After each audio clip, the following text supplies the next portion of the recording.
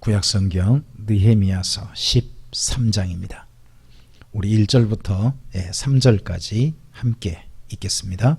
그날 모세의 책을 낭독하여 백성에게 들렸는데 그 책에 기록하기를 암몬 사람과 모압 사람은 영원히 하나님의 총회에 들어오지 못하리니 이는 그들이 양식과 물로 이스라엘 자손을 영접하지 아니하고 도리어 발람에게 뇌물을 주어 저주하게 하였음이라.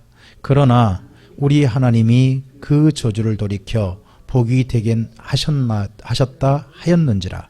백성이 이 율법을 듣고 곧 섞인 무리를 이스라엘 가운데서 모두 분리하였느니라. 아멘. 13장 우리 1절부터 3절은요 앞서서 성벽 봉헌식과 연결되어집니다. 느헤미야서 뒷부분, 느헤미야가 성벽을 이제 완공을 한 다음에 두 가지 일이 기록되어 있습니다. 하나는 제1회 에스라 성경 강좌가 기록되어 있고요. 또 하나가 성벽 봉헌식이 기록되어 있습니다. 그중 가운데 지금 여기 13장 3절까지는요 성벽 봉헌식 후반부입니다. 그러니까 성벽 봉헌하고 난 다음에 다시 한번 또 뭐했냐 그러면 성경을 낭독했다는 겁니다.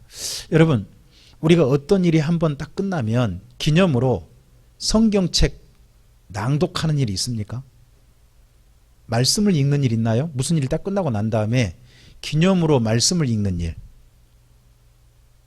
우리에게 참 없는 일 같습니다. 하지 않는 일 같은데 여기 느헤미야서에 보면 성벽 봉헌식을 전부 다 마치고 난 다음에 그 다음에 한 일이 뭐냐 그러면 율법책을 낭독해서 백성이 다 함께 들었다는 겁니다. 우리가 생각해 볼 만한 일인 것 같습니다. 오늘날도 좀 본받을 만한 일, 우리가 어떤 기념할 만한 일을 끝내고 난 다음에는 성경 말씀을 듣고 성경 말씀을 한번 가슴에 담아보는 일들을 하는 것이 참 좋을 것 같습니다. 그 말씀을 들었을 때 뭘 보았냐 그러면 이게 이제 신명기에 있기도 하고 민수기에도 있기도 하는 말씀인데 암몬 사람과 모압 사람은 영원히 하나님의 총회에 들어오지 못하리라 하는 말씀을 봤다는 겁니다. 이 말씀을 듣고요 3절에 어떻게 합니까? 성벽 봉헌식 후에 섞인 무리들을 이스라엘 가운데서 모두 분리했다는 겁니다. 이걸 잘한 일일지 잘못한 일일지는 장단점이 각각 있을 것 같습니다. 이미 섞여 사는 무리라면 이스라엘 무리들과 함께 지금 살고 있는 거잖아요. 살고 있음에도 불구하고 굳이 분리했다는 겁니다. 이런 분리하는 작업이 지금 세 차례에 걸쳐 있는 겁니다. 첫 번째 누구한테 있었습니까? 에스라가 돌아왔을 때 1차 계획이 있었습니다. 그리고 두 번째 제1회 성경 낭독 집회 후에 한 번 또 있었습니다. 그리고 또 여기 또 한 번 또 있습니다. 이게 점점 뭐가 돼가냐 그러면 이스라엘 민족만 순수 공동체가 돼가는 겁니다. 상당히 좋은 부분 같습니다. 근데요 이 순혈 정책이요 가져온 단점이 또 있습니다. 그럼 이 다음엔 이스라엘 민족이 누구끼리만 결혼하게 되겠습니까? 자기들끼리만. 그러면 그 순혈 정책 자기들끼리만 결혼하고 하게 되면 그 다음은 어떤 결과가 올까요? 좋은 게 올까요? 단점이 올까요? 좋은 것도 있을지 있겠습니다만은 단점도 있게 됩니다. 그래서 지금 현재 남아있는 게 뭐냐 그러면요 유대인만이 걸리는 그쪽에 이것 때문에 걸린 유대인 증후군이 있습니다.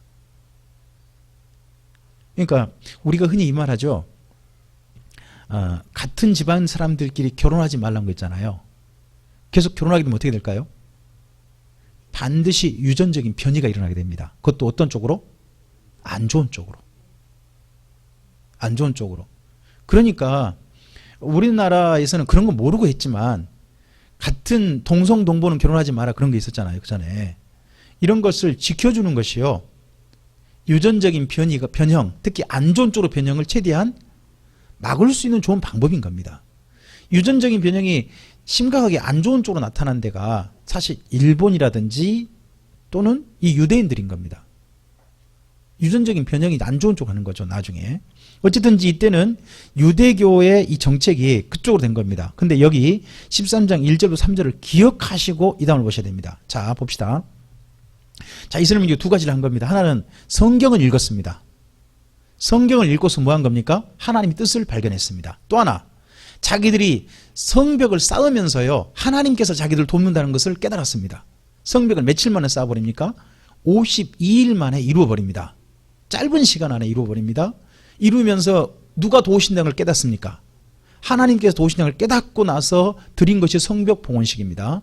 자, 여기 지금 느헤미야서 뒷부분을 가지고 꼭 기억해야 될 부분이 있습니다. 잠깐만 우리 신명기 4장을 좀 가시겠습니다. 거기 줄러 놓으시고 신명기 4장 9절하고 10절을 보시겠습니다.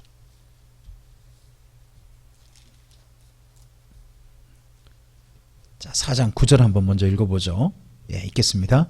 오직 너는 스스로 삼가며 내 마음을 힘써 지키라. 그리하여 내가 본 그 일을 잊어버리지 말라. 내가 생존하는 날 동안에 그 일들이 내 마음에서 떠나지 않도록 조심하라. 너는 그 일들을 내 아들들과 내 손자들에게 알게 하라. 이게 뭡니까? 경험한 일. 자기들이 경험한 일에 대해서 기억하고 심지어 경험한 일들에 대해서 교육해라. 물려주어라. 기억하게 해주어라 하는 겁니다. 이걸 보고 역사적 교훈, 역사적 교육이라고 합니다. 역사교육이라고 말을 합니다. 10절을 또 읽어볼까요? 내가 호렙산에서 내 하나님 여호와 앞에 섰던 날에 여호와께서 내게 이르시기를 나에게 백성을 모으라. 내가 그들에게 내 말을 들려주어 그들이 세상에 사는 날 동안 나를 경외함을 배우게 하며 그 자녀에게 가르치게 하리라 하시매. 10절은 무슨 교육입니까? 율법교육. 다른 말로 하면 성경교육이 됩니다. 그래서 이제 가나안 땅에 들어갈 이스라엘 민족에게 모세를 통하여서 하나님께서 하신 두 가지 교육 부탁이 있는 겁니다. 하나는 뭡니까? 역사교육. 또 하나는 뭡니까? 율법교육입니다. 자, 다시 느헤미야서로 가보시기 바랍니다. 느헤미야서 8장에서 뭘 했습니까? 율법교육을 한 겁니다. 제1의 에스라 성경 강좌. 그리고 느헤미야가 와서 하나님께서 자기들을 돕는다는 것을 완전히 회파됐는데 자기들을 방어할 방법도 없었는데 하나님께서 도우셔서 성벽도 짧은 시간 만에 다 쌓고 그리고 자기들이 안전이 보장되어지는 그런 일을 하나님께서 자기들을 도우신다는 것을 실질적으로 뭐 한 겁니까? 체험한 겁니다. 그러면 여기 지금 이제 느헤미야서 당시의 사람들은요, 두 가지를 경험한 겁니다. 하나는 뭡니까? 하나님이 도우신다는 실제 일을 경험한 거죠. 역사를 경험한 겁니다. 역사의 주인공이 된 겁니다. 경험의 주인공. 또 하나 뭘 받았습니까? 성경 교육의 주인공이 된 겁니다. 그러니까 앞서서 맨 처음에 이스라엘 민족을 가나안 땅에 들여보내시면서 하나님께서 부탁하신 두 가지 교육, 역사 교육과 성경 교육이 있지 않습니까? 두 가지를 실질적으로 경험한 사람들이 누굽니까? 여기 지금 현재 느헤미야서의 당시 사람들인 겁니다. 뿐만 아니라 이 사람들은 이걸 교육을 경험하고 난 다음에 뭐 합니까? 결단도 했습니다. 결단. 8장에서 제1의 에스라 성경 강좌를 경험하고 난 다음에 10장에서 보면 결단을 우리가 앞으로 실제 스스로 결단하는 내용이 나옵니다. 10장이 뭐냐 그러면 제1의 에스라 성경 강좌 후에 그들이 한 결단입니다. 그리고 여기 13장 1절부터 3절이 뭡니까? 앞서서 12장 후반부도 약간 나오는데 그런 내용들과 합쳐가지고 성벽 봉헌식 후에 뭐합니까? 또 결단합니다. 이 결단을 하고 난 다음에 이걸 얼마 동안 지켜봅니까? 얼마 동안? 느헤미야가 12년 동안 총독으로 있습니다. 그럼 몇 년간 계속해서 실천해 본 겁니까? 12년 동안 누구의 지도하에서?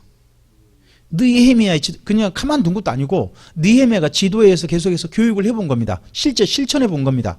12년. 자, 그러면 이게 몸에 붙어 있을까요? 안 붙어 있을까요? 12년 했어요. 뿐만 아니라 하나님께서는 그걸 이제 몸에 붙고 난 다음에 그 다음 뭐 해달라고 합니까? 이걸 자녀들에게 이 역사와 성경을 뭐 해달라? 가르쳐줘라. 이걸 부탁을 했습니다. 그럼 일단은 이 당사자들이 계속 기억해야 되겠죠. 당사자들이 과연 근데 그걸 기억하고 있는가? 당사자들이 하는 내용이 여기 4절 이하입니다. 13장 4절 이하가 지금 하나님께서요 이스라엘 민족에게 해주신 최고의 방법을 다 해본 겁니다. 첫째, 좋은 지도자를 보내셨죠. 두 번째, 제대로 성경을 제대로 알아듣게 만들어줬습니다. 그리고 하나님께서 자기들과 함께 하신다는 걸 분명하게 경험하게 했습니다. 그리고 바벨론 포로 생활 속에서 그들이 한 가지를 더 분명히 깨달았습니다. 이 땅에 있는 모든 신이란 신은 다 가짜고 누구만이 참신이시다. 여호와 하나님만이 참신이다 깨닫고 지금 이 자리에 서 있는 겁니다. 그러면 다시는 다른 신한테 눈 돌릴 일도 없고 이제 하나님만 스스로 자원에 섬길 수 있는 그런 준비가 된 겁니다. 자, 이게 잘 되면 이스라엘 민족이 이걸 잘 실천하면 하나님께서는 그 다음에 기대하신 게 뭘까요?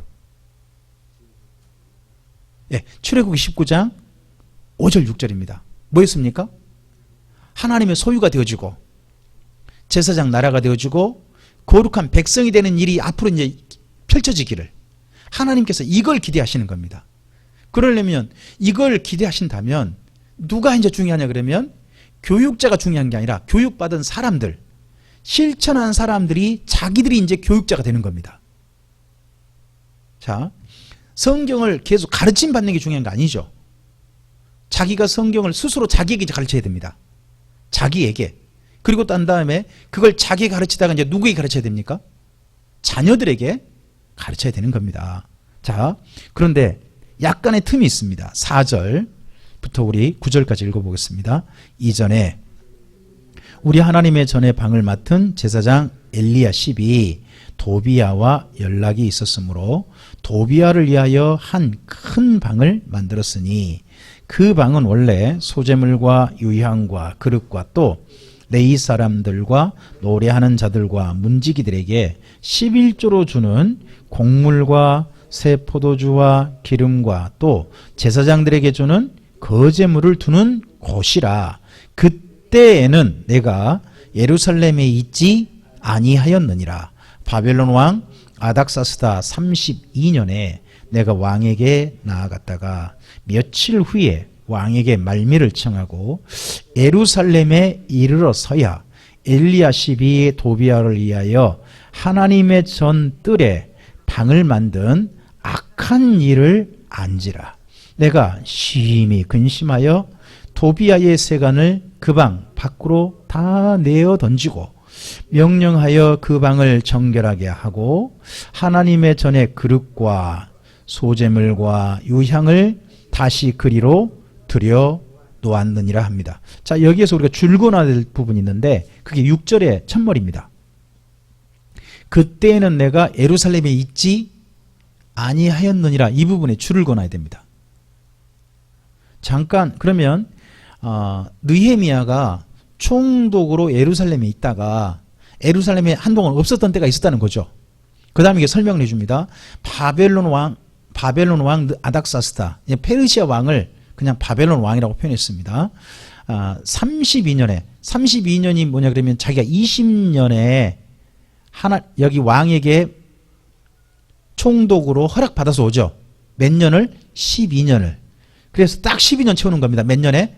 32년. 32년에 왕에게 나아간 겁니다. 나가고 난 다음에 그 왕과 함께 이제 계속 사는 게 아니라 다시 왕에게 며칠 후가 우리 얼마인지 몰라요.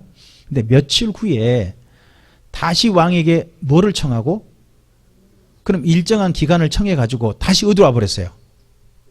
그럼 예루살렘이 또 뭘로 온 거예요? 총독으로 온 거예요. 다시 총독으로 온 거예요. 그러면 총독 임기 마치고 페르시아로 갔다가 다시 예루살렘으로 오는 중간 기간이 있는 거죠. 그 기간이 그럼 얼마 정도 차이가 있느냐가 중요한 거죠. 그 기간이 일단은 이 예루살렘에서 뭐 페르시아까지 가는데 6개월 정도 걸린다고 합니다. 6개월 정도. 그리고 나서 다시 또 오는데 그럼 얼마 걸리겠습니까? 또 한 6개월은 걸리겠죠. 거기다가 거기 이제 머무는 기간이 얼마인지 우린 모르는 거죠. 그러면 생각해 볼 때 1년이나 조금 더 그 정도 시간으로 보입니다. 그 정도 시간. 그러니까 1년에서 2년 사이. 1년은 넘어 보여요. 그 정도 시간 사이에 이 예루살렘이 어떤 일이 있었느냐. 첫 번째 뜻밖의 일을 만나요. 그게 뭐냐 그러면 자, 여기 처음에 4절에 제사장 엘리야십 나오잖아요. 이 사람이 그냥 제사장이 아니에요. 그 사람은 대제사장이에요. 이 예루살렘의 공동체에 지금 최고 중요한 지도자가 누군가요? 총독이 없다면. 여기 지금 대제사장이 중요한 거거든요. 근데 그 최고 지도자인 여기 대제사장이 어떤 일을 벌였다는 거예요? 이 도비아라는 사람이 그 전에 느헤미야가 일을 방해했던 사람이에요. 느헤미야 일을 방해했던 사람. 근데 그 사람과 서로 늘 교제가 있다가 도비아를 위해서 그 방을 만들 수 있어요. 그렇죠? 뭐 내가 늘 관계하는 사람, 늘 만나는 사람을 방을 만들어줄 수는 있잖아요. 게스트하우스 같은 거 만들어줄 수 있잖아요. 근데 그 방 위치가 중요해요. 방을 어디다 만들어줬어요? 그 방은 원래요, 소재물과 유향과 그릇과 레위 사람과 노래하는 자들과 문지기들에게 11조를 주는 곡물과 새 포도주와 기름과 또 제사장들에게 주는 거제물을 두는 곳이래요. 그럼 여기 일단 위치가 어디예요? 이거 성전 아니거든요. 성전 안에 한 방을 누구한테 줬어요? 이 도비아라는 사람은 이스라엘 민족 아니에요. 이방인이에요. 더더구나 이스라엘 민족, 더더구나 대적이요. 대적. 근데 그 사람을 위해서 거기다 뭘 만들어줬어요? 세상에, 더더구나 이 방이 그러면요, 생각해 보세요. 거기가 원래 11조를 두는 방이래요. 11조를 둬서요, 이 11조를 그 일하는 레이지파라든지 또는 제사장들한테 나눠주는 방인 거래요. 나눠주는 방. 그럼 그 방을 도비아를 위해 썼다면 그 방을 왜 썼을까요? 이 엘리야십은 왜 썼을까요? 명분이 있어야 될 거 아니에요. 왜 그 방을 갑자기 도비아를 위해서 방을 썼는데 거기 사람들 아무 말 안 했죠?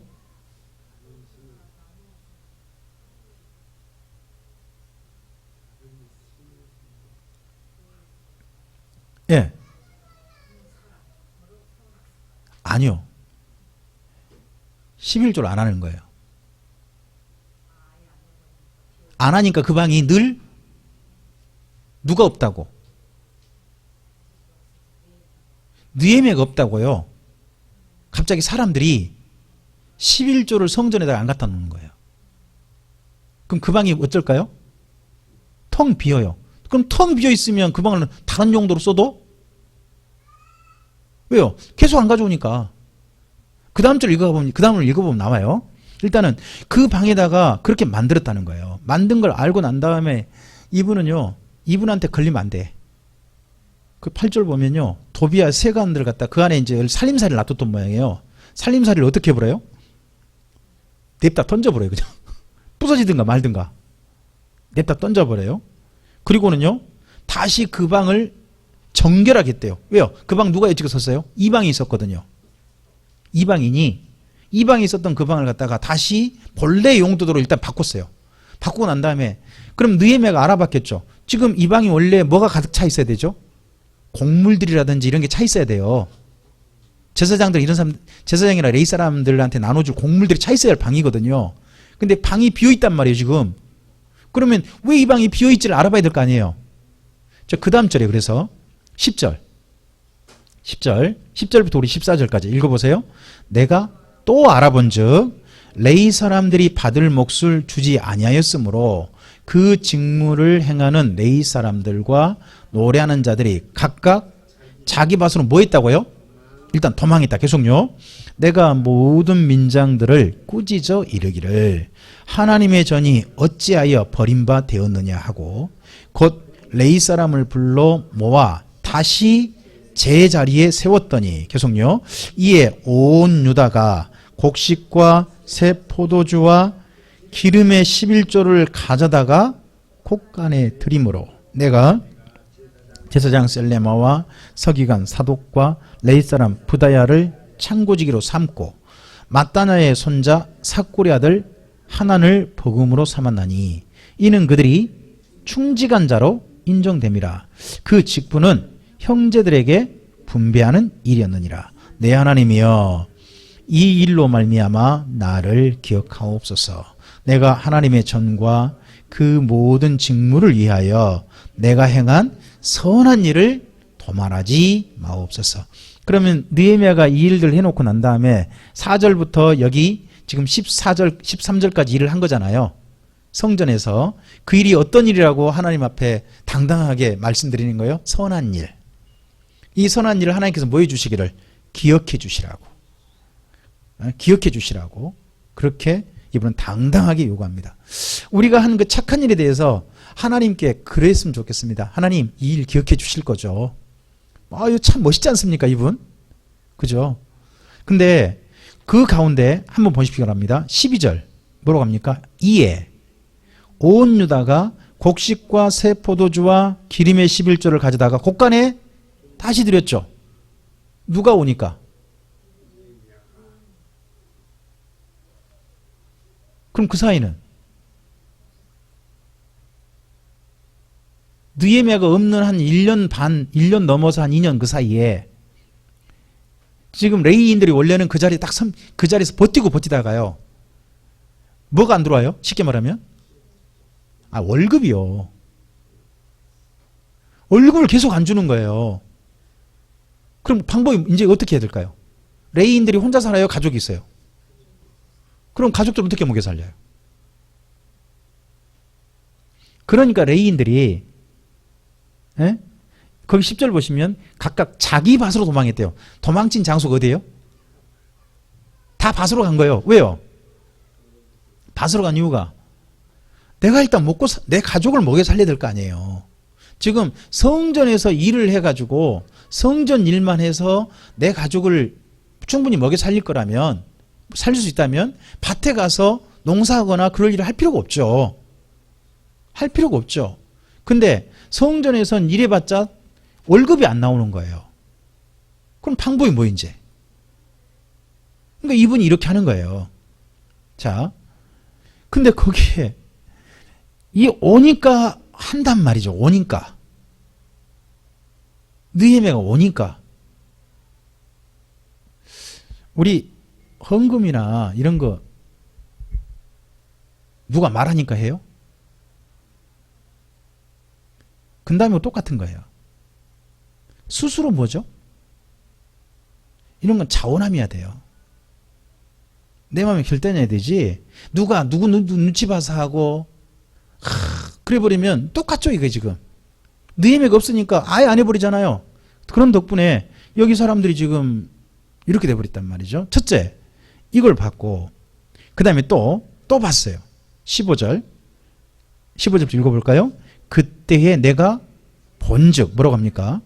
유다에서 어떤 사람이 안식일에 술투를 밟고 곡식단을 나귀에 실어 운반하며 포도주와 포도와 무화과와 여러 가지 짐을 지고 안식일에 예루살렘에 들어와서 음식물을 팔기로 그날에 내가 경계하였고, 또 두로 사람이 예루살렘에 살며 물고기와 각양 물건을 가져다가 안식일에 예루살렘에서도 유다 자손에게 팔기로 내가 유다의 모든 귀인들을 꾸짖어 그들에게 이르기를 너희가 어찌 이 악을 행하여 안식일을 범하느냐? 너희 조상들이 이같이 행하지 아니하였느냐?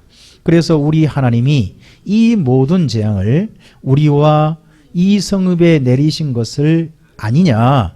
그럼에도 불구하고 너희가 안식일을 범하여 진노가 이스라엘에게 더욱 심하게 임하도록 하는도다 하고, 안식일 전 예루살렘 성문이 어두워갈 때에 내가 성문을 닫고 안식일이 지나가기 전에는 열지 말라 하고, 나를 따르는 종자 몇을 성문마다 세워 안식일에는 아무 짐도 들어오지 못하게 하였으므로 장사꾼들과 각양 물건 파는 자들이 한두 번 예루살렘 성 밖에서 참으로 내가 그들에게 경계하기를 이르기를 너희가 어찌하여 성 밑에서 자느냐? 다시 이같이 하면 내가 잡으리라 하였더니 그 후부터는 안식일에 그들이 다시 오지 아니하였느니라. 내가 또 레위 사람들에게 몸을 정결하게 하고 와서 성문을 지켜 안식일을 거룩하게 하라 하였느니라. 내 하나님이여, 나를 위하여 이 일도 기억하시옵소서. 주의 크신 은혜대로 나를 아끼시옵소서. 아멘. 자, 여기 잠깐 멈춰 보시고요. 좀 써놓으실까요? 거기 앞서서 12절 있죠.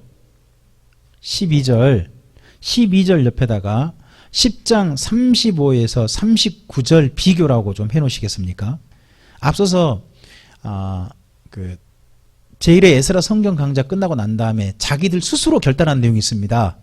그 가운데 자기들이 11조나 이런 거 바쳐서 성전 일이 끊어지지 않도록, 성전 일할 수 있도록, 전념할 수 있도록 돕겠다라고 그때 스스로 결단한 내용이 10장 35절에서 39절이에요. 이게 지금 누가 있을 때 했다는 거예요? 느헤미야가 있을 때 했던 내용이고 계속 했던 내용인데 느헤미야 없다고 순식간에 안 한 거예요. 그 다음에 또 거기 15절 옆에다가 10장 31절 비교라고 해놓으시면 10장 31절에 보시면 자기들이 안식일을 철저히 지키겠다고 약속을 해요. 10장 31절에. 그랬는데 안식일이 순식간에 이렇게 엉망이 된 거예요. 이거 비교를 해봐야죠. 그럼 느헤미야가 있을 동안은 안식일 날 어떻게 했을까요? 뭐 여기 예루살렘에 어떤 장사치가 온다든지 그런 일은 전혀 없었죠. 그런데 이것이 누가 없다고? 느헤미야가 없다고 한 1년 반 만에 안식일이 점점 이상하게 되는 거죠. 점점. 저는 우리가 주일날 있지 않습니까? 주일날은 사실은 유대인의 안식일은 아닙니다. 하지만 우리 교회가 나름 주일날을 주일날답게 지키자라고 정한 규례가 있습니다. 그랬으면요, 주일날에는 주일날 저는 다 와야 한다고 봅니다. 어떤 게 주일날 다 올까요? 그날을 주님께 드린다는 의미로 주의 날이잖아요. 그럼 저는 두 가지를 하셔야 한다고 봅니다. 첫째는 그 날이 주님의 날이라면요, 되도록이면 우리 일은 쉬어야 됩니다. 첫째. 두 번째, 그 날은요, 할 수만 있으면 주님께서 하라고 하신 일을 해야 됩니다. 그 중에 하나가 뭐냐 그러면요, 저는 가족을 돌보는 일이라고 생각합니다. 가족을 돌보는 일. 가족끼리 서로 함께하는 일도 좀 해봐야 되는 겁니다. 우리가 주일 오후 예배 드리는 이유가 뭡니까? 저녁 예배를 안 드리고 그 후에 좀 시간 여유 있게 쓰고자 하는 거 아니겠습니까? 근데 그 여유 있게 쓰고자 하는 시간을 자꾸 조금 좀 노는 쪽이라든지 그런 것 쪽으로 쓰기보다는 가족들끼리 서로 평안하게 즐기는 시간, 안식할 수 있는, 좀 쉼을 누릴 수 있는 시간, 그런 시간 누리는 것이 저는 가장 좋다고 생각합니다. 이왕이면 그 주일 저녁 같은 때에 여기도 보시지 않습니까? 느헤미야 때 보면 성벽 봉헌식 후에 성경 낭독하잖아요. 그러면 우리가 주일날 끝나고 난 다음에 예배 드리고 나면 우리 각자 돌아가서 그날 우리가 함께 살폈던 말씀 읽어보시면 얼마나 좋아요. 우리 근데 그런 거 안 하잖아요. 한번 좀 생각해 볼 만한 전 내용이라고 생각합니다. 하여튼 안식일을 이게 철저히 좀 지키자 하는 것도 이게 있습니다. 그래서 안식일을 다시 해보고 난 다음에 이분이 그렇게 한 것도 하나님께서 기억해 달라고 합니다. 그리고 다시 한 가지 더 봤습니다. 자, 23절부터 27절까지 읽어볼까요? 그때 내가 또 본즉 유다 사람이 아스돗과 암몬과 모압 여인을 맞아 아내로 삼았는데 그들의 자녀가 아스돗 방언을 절반쯤은 하여도 유다 방언은 못하니 그 하는 말이 각 족속의 방언이므로 내가 그들을 책망하고 저주하며 그들 중 몇 사람을 때리고 그들의 머리털을 뽑고 이르되 너희는 너희 딸들을 그들의 아들들에게 주지 말고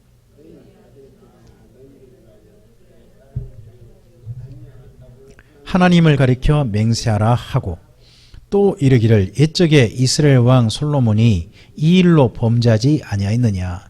그는 많은 나라 중에 비길 왕이 없이 하나님의 사랑을 입은 자라.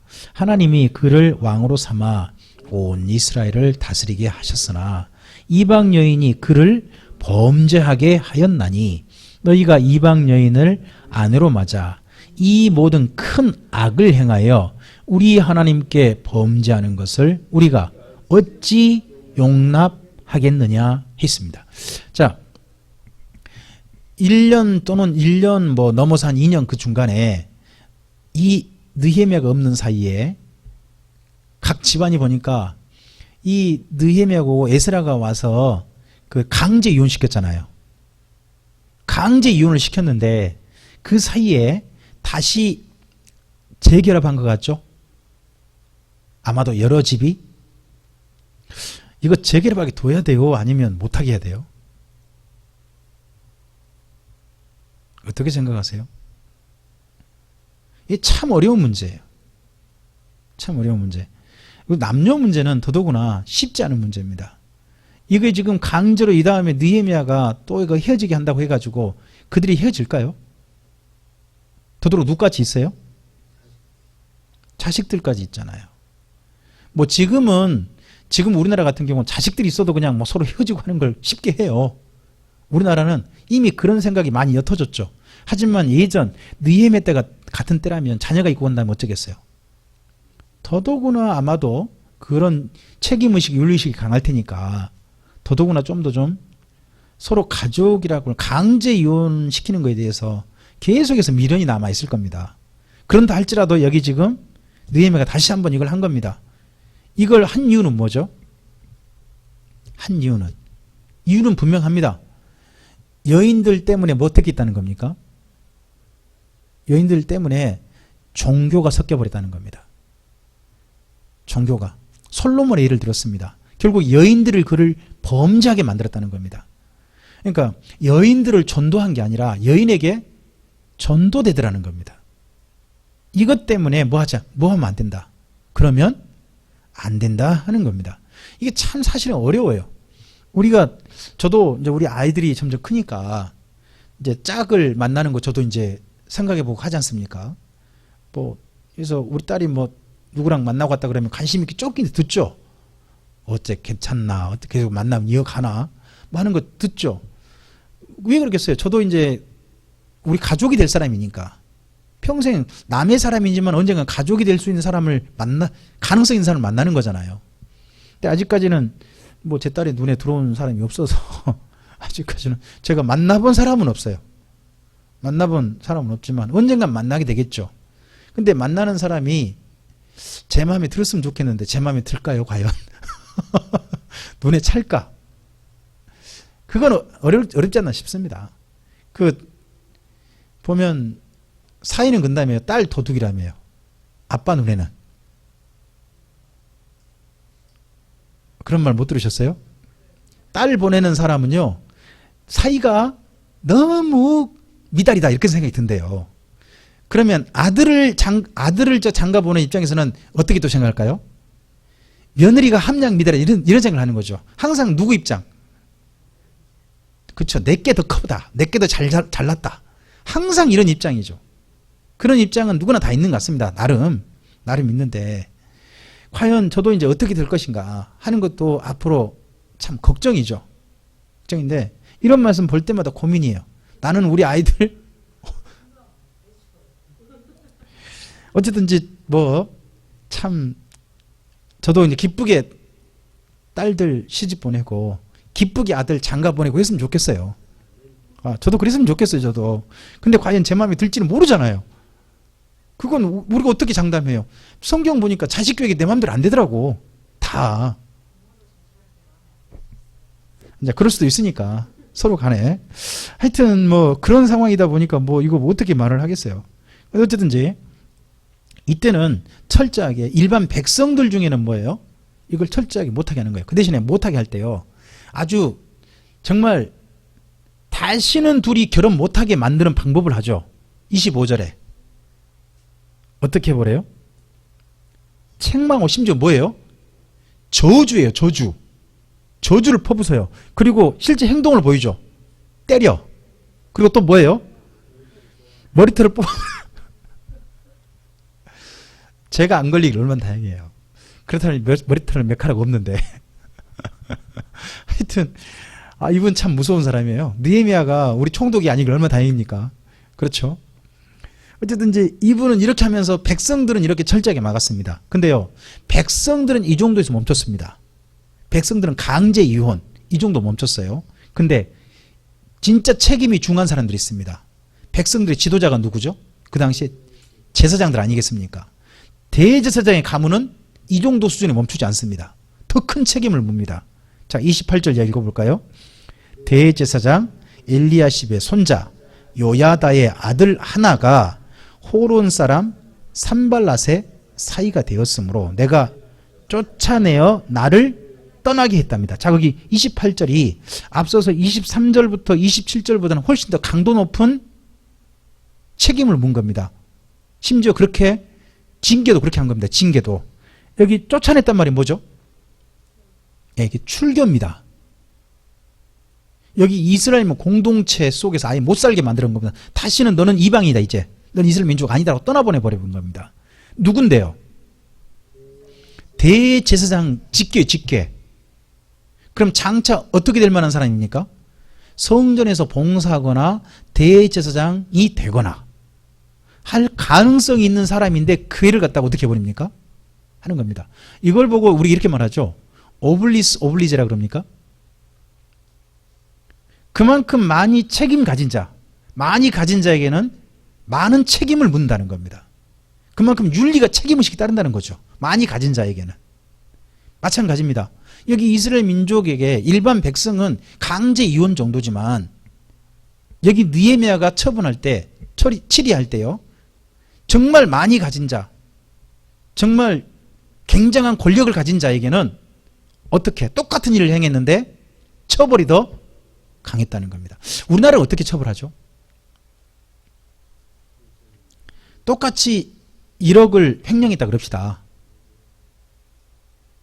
1억 횡령했는데 서민이 1억 횡령한 거하고 그리고 기업 회장이 1억 횡령한 거하고 그리고 국회의원이 1억 횡령했다면 처벌이 같을까요? 다를까요? 누가 처벌을 가볍게 받을까요?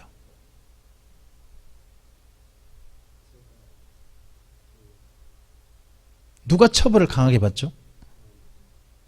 성경은 어떻게 돼 있나요?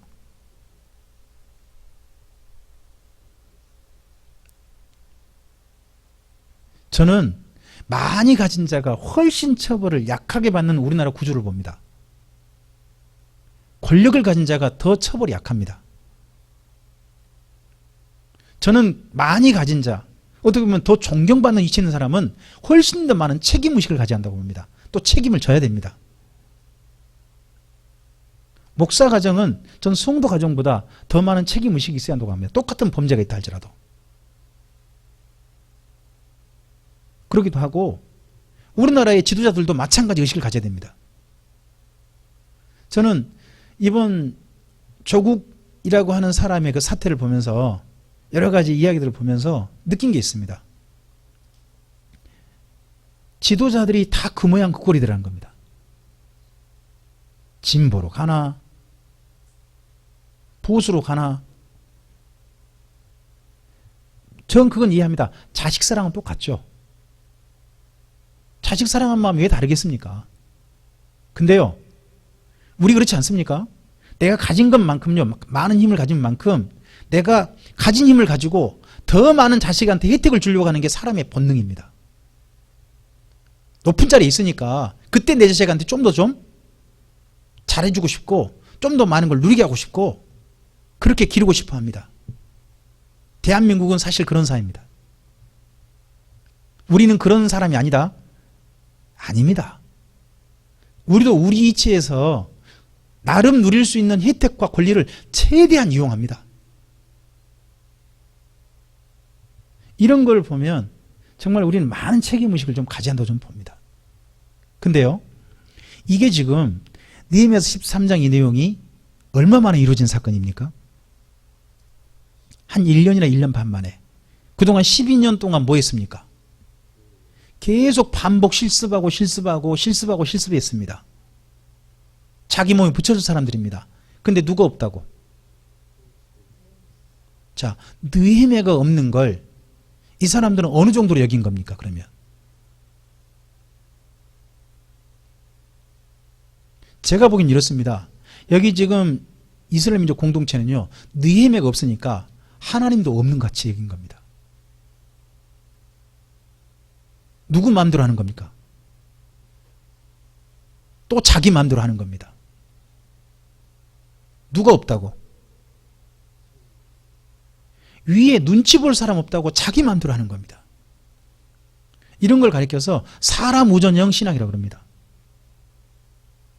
자, 그럼 여쭤보겠습니다. 하나님께서 지금 이스라엘 민족에게 회복 안 돼가지고 마지막 방법이 바벨론 포로 잡혀가게 한 거였습니다. 다시 시작하자. 이 민족 도저히 안 되겠다 해서 끝장내고 그 중에 몇 사람만 살려가지고 바벨론 포로 잡혀갔습니다. 그래서 이번엔 강도 높게 몇 년? 70년 교육했습니다. 거기 전 신앙 안 지키면 심지어 신앙을 지키기 위해서 뭐까지 걸어야 됐습니까? 목숨을 걸어야 됐습니다. 목숨을 거는 일을 해서 신앙 교육을 받았습니다. 그래서 철저하게 배웠습니다. 아, 여호와 하나님 외에는 이 땅에 신이란 존재하지 않는다. 그래서요, 여기 지금 느헤미야 공동체 있지 않습니까? 이 사람들이 한 가지는 분명합니다. 다시 우상에 가지 않습니다. 오직 누구한테만 제사합니까?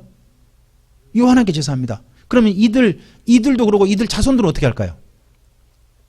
자손들도 당연히 다른 신한테는 가지 않습니다. 누구한테만?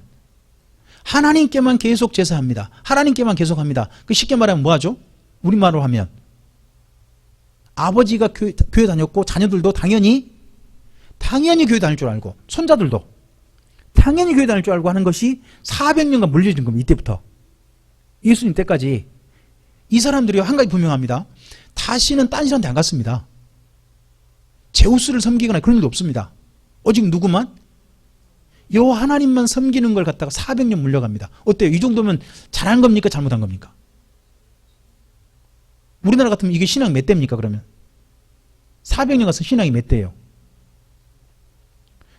뭐 40년을 일대로 봐도 무려 10대입니다. 10대.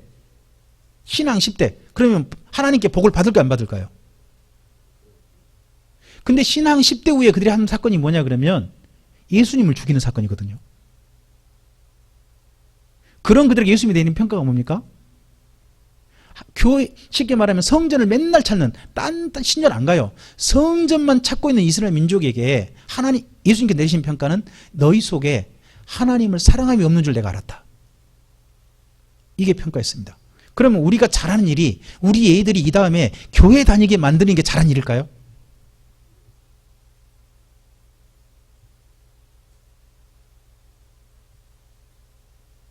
우리가 지금 구약이 지금 마지막에 와 있습니다.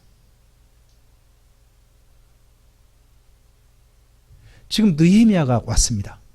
에스라도 왔습니다. 그래서 두 가지를 경험했습니다. 에스라를 통해서 하나님의 말씀을 정말 진실하게 배웠습니다. 뜻을 깨달았습니다. 깨닫고 기뻐했습니다. 하나님 말씀 때문에 울기도 했습니다. 그리고 하나님 말씀을 듣고 난 다음에 스스로 결단도 했습니다. 결단하고 난 다음에 12년 동안 실습도 했습니다. 그리고 성벽을 건축하는 느헤미야 지도하에서 성벽을 건축하면서요, 그들이 하나님께서 자기들과 함께 하신 것을 확실하게 경험했습니다. 하나님이 우리와 함께 하시는구나, 하나님께서 정말 우리를 도우시는구나 하는 걸 경험했습니다. 그러면 이 사람들은요, 하나님 선물 다 받은 겁니다. 훈련 철저히 받았죠. 바벨론 포로. 거기다가 좋은 지도자를 또 선물로 받았죠. 성경 교육도 받았죠. 그리고 또 신앙 체험도 했단 말입니다. 신앙 체험도. 그럼 이제 그들에게 남은, 더더구나 신앙 체험 멈춘 게 아니라 12년 동안 실습 기간도 있었단 말이에요. 그러고 난 다음에 결과가 이래요. 결과가. 자, 그러면 이 세대는 느헤미야가 이들과 계속 함께 하지는 않겠죠. 느헤미야도 언젠가 죽겠죠. 그럼 이 세대는 신앙 잘 지켰을까 안 지켰을까요? 몰라요. 그럼 이 세대가 자기들 신앙을 물려줬겠죠. 또 물려줬겠죠. 이 느헤미야가 이렇게 있고 난 다음에, 느헤미야를 끝을 이렇게 마치고 난 다음에 그 다음에 70년 후에, 70년 후면 몇 대 정도 갔을까요? 대가 3대. 70년이니까 3대 정도 갔을 거 아닙니까? 당사자들이 아니에요. 3대 정도 후 사건이에요. 그 사건이 말라기가 되어져요. 자, 여러분 여기 느헤미야 끝을 끝내면서 우리가 한 가지 봐야 할 게 있어요. 우리 인생 어디까지가 까질까요? 우리 인생은. 저는 제가 이렇게 생각했어요. 내 인생이 이 땅에 죽을 때까지가 내 인생이다라는 생각을 했거든요. 근데 성경 읽어보면서 그게 아닌 게 좀 봤어요. 내 인생은요, 내가 죽고 난 다음에 나의 영향력까지가 내 인생이더라고요. 이들이 느헤미야서 이 사람들 죽을 거예요. 느헤미야도 죽고 이 사람들도 죽을 거예요. 죽고 그 다음에 신앙을 누구한테 자손을 물려줬겠죠. 또 물려줄 거예요. 이들이 물려준 결과가 말라기란 말이에요. 거기까지가 이들의 인생이에요. 우리 인생 언제 끝나는 거예요? 우리가 죽고 난 다음에 우리들이 간섭하지 않고 우리 손을 완전히 떠나서 우리 후손들이 어떻게 살고 있느냐까지가 바로 우리 인생인 거예요. 저는 제 삶이 여기서 내가 하는 걸로 끝나지 않는다는 그걸 알았기 때문에 제가 고민하는 겁니다.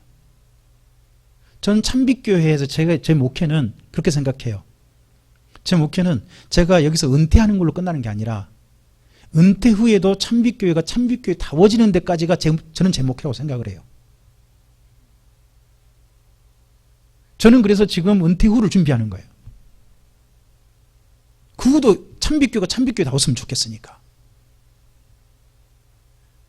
느헤미야서 끝내시면서 구약이 지금 끝을 향해 가고 있거든요. 근데 점점 씁쓸해지고 있어요. 하나님이 다 해보시는데 다 해보셨거든요, 지금. 근데 이스라엘 민족이 딱 한 가지만 없는 거예요. 한 가지. 그게 뭘까요? 한 가지만 없어요. 그게 뭘까요? 전 그걸 이렇게 생각해요. 자원함. 다른 말로 하나님을 진실하게 사랑함. 이게 없는 거예요. 이렇게 물려지니까 그 다음 말라기가 온다는 거죠. 우리 다음은 어떻게 끝날까요? 우리는 우리 다음에게 뭘 물려주나요? 제가 우리 아이들한테 제일 미안한 것 중에 하나가 자원함이 아니라 억지로 이 예배당에 앉아있게 만들었다는 것에 대해서 진짜 미안해요. 자기들 스스로 정말 하나님을 기쁘게 해야 되는데 자꾸 제가 억지로 앉게 만들었다. 자꾸 이러다 보니까 신앙이 강요가 되어져 버렸다. 제 입장에서는. 우리 아이들은 어떻게 받아들이는지 모르지만 전 그거에 대해서 너무 미안해요. 그러고 난 다음에 저희가 그렇게 한 거에 대한 영향이 어떻게 미칠까에 대해서 저는 겁이 나요. 사실 두려워요. 오늘 느헤미야서를 보시면서 우리는 지금 어떤 자세로 하나님 앞에서 있는지, 어떻게 누구 눈치 보면서 하는지, 정말 하나님을 사랑해서 그렇게 하고 있는 건지, 그리고 우리 다음에게는 우리가 신앙을 어떻게 물려주고 있고 어떤 영향력을 미치고 있는지, 이런 것들을 한번 좀 생각해 보시고 진단해 보는 그런 말씀으로 만나시게 되기를 바랍니다. 주님 안에서 우리의 삶이 이 말씀 때문에 보다 아름다워지게 되기를 바랍니다. 기도하겠습니다. 주님, 구약 성경을 마무리해 가고 있는데 하나님의 천년 노력이 그냥 물거품으로 되는 게 보입니다. 그렇게 애쓰고 사람도 바꿔보고 교육도 시켜보고 훈련도 시켜보고 경험도 시켜보고 그리고 실습도 시켜보고 좋은 지도자도 만나보게 해도 한 가지만은 어쩔 수 없는 게 보입니다. 인간성. 그들이 스스로 하나님 앞에서 하나님을 진실하게 사랑하고 하나님 앞에 자원해서 하는 그것은 어떻게 할 수 없는, 결국은 각자에게 맡길 수밖에 없는 그런 것을 이 말씀 속에서 다시 한번 확인합니다. 주님, 오늘 이 시대 속에서 주의 말씀을 만나게 하시고 이 말씀을 만나게 하신 하나님의 선하신 뜻을 우리들이 이해할 수 있기를 원합니다. 우리 자신은 과연 하나님의 말씀 앞에서, 하나님 앞에서 어떠한 사람인지 진단할 수 있게 하시고 우리는 우리 사랑하는 사람들에게 어떤 영향력을 미치고 있는지도 다시 한번 점검할 수 있게 하옵소서. 그리고 우리 다음까지 우리 인생이 이어지는 그 그림자가 영역이 있는 그 자리까지 하나님의 선하신 일이, 하나님께서 기대하신 일들이 이루어지기를 소원합니다. 주님의 도우심을 우리의 삶 가운데 우리 사랑하는 사람들에게도 허락해 주시옵소서. 의지하오며 예수님 이름으로 기도합니다. 아멘.